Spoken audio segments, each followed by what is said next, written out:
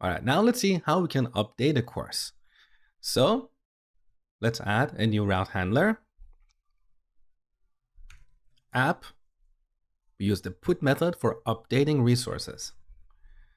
Now the path should be /API/courses. And here we need a route parameter because we're dealing with a specific course. So ID. Now our route handler function, request and response, goes to a code block. All right, now here's the logic we need to implement. First, we need to look up this course with this given ID. So look up the course. If the course doesn't exist, if not existing, we need to return 404. That means resource not found. Otherwise, we need to validate the course, make sure it's in good shape. If invalid, we need to return a 400 error, which means bad request. And if we get here, that means everything is good. So we update the course and return the updated course to the client.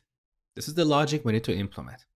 So we already have some code that we can reuse here. So I'm not going to type everything by hand. I'm going to copy some code from our other route handlers. So first we want to look up the course, and if it doesn't exist, we want to return a 404 error. For that, I'm going to go to this other route handler where we get a single course. This is the logic we're interested in. So we look up the course, and if it doesn't exist, we return a 404 error. So copy these two lines. We're done with the first part. The second part is all about validation. For that, I'm going to go to our post endpoint. So here we need to copy the schema as well as this line for validating the request body using Joy. Now, there is a problem with this approach. The problem is, in this case, we have a very simple schema. What if you were dealing with a complex object with quite a few properties?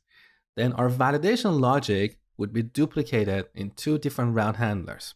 So let's just copy the code for now, and then we'll come back and refactor it to make it better. So copy these few lines and paste it here. So we're validating, and if it's invalid, we need to return a 400 error. So I forgot to copy that line here. If you have an error in the result, we're going to return this 400 error, okay? So let's copy that as well.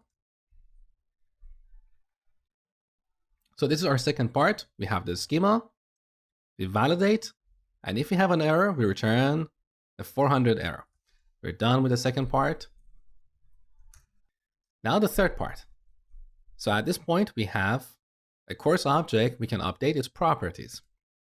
So course.name, we set that to request, .body, .name. And of course, if we have other properties, we'll set them here as well.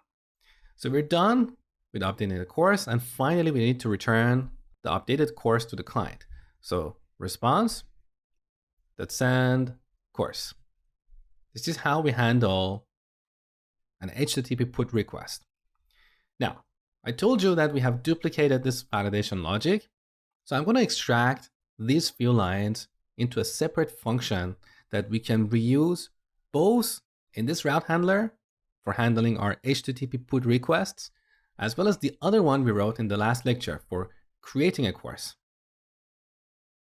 So let's define a function here and call it validate course. We give it a course object. Now in this function, we should have the schema as well as this line for validating the course. So cut these few lines, paste it here. Now instead of validating request.body, we're going to validate the argument that is passed to this method. So that would be the course object. And finally, we can simply return this result to the caller. There's no need to define a constant.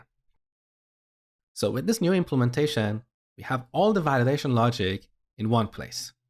Now we can reuse this. So here's our put method.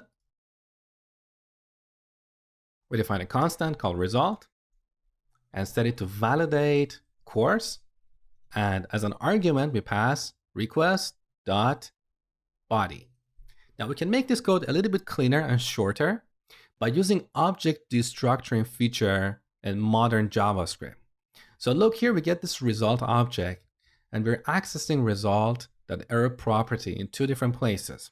Since all we're interested in is this error property, we can get this using object destructuring. So let me duplicate this line and show you how object destructuring works.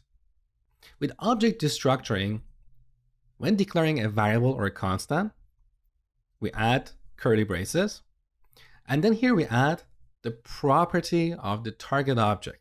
So in this case, the target object that is returned from our validate course method has two properties, error and value. In this case, we just want the error property. So we put that between curly braces. So this is equivalent to getting result.error. But instead of using this notation, we use this notation, okay?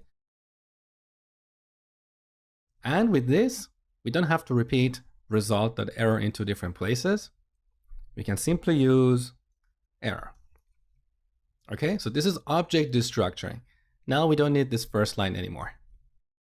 And finally, before we finish this lecture, we need to make one more change in this code. So we need to use this new way of validating a course in the route handler for handling our HTTP post requests. So copy.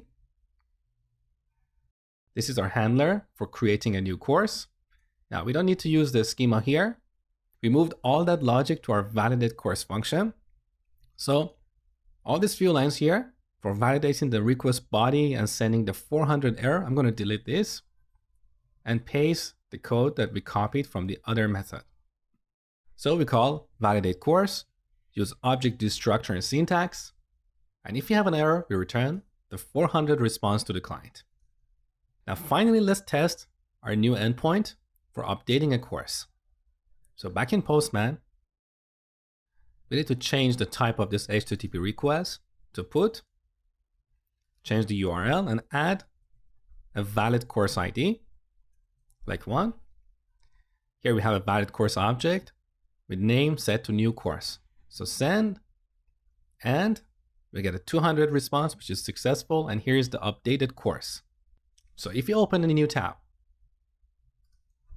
and send an HTTP GET request to localhost/API/courses, now you should see the list of our courses. So our first course, its name is updated. Perfect. Now let's test the other scenarios. What if we send an invalid ID? So 10, send the course with the given ID was not found. And you can see the response is 404, which means not found. And finally, what if we send a valid course ID, but an invalid course object? So I'm going to remove the name property. Send. Now you can see we have a bad request or 400 error. And here's the error message. Name is required. Next, I'm going to show you how to handle HTTP delete requests.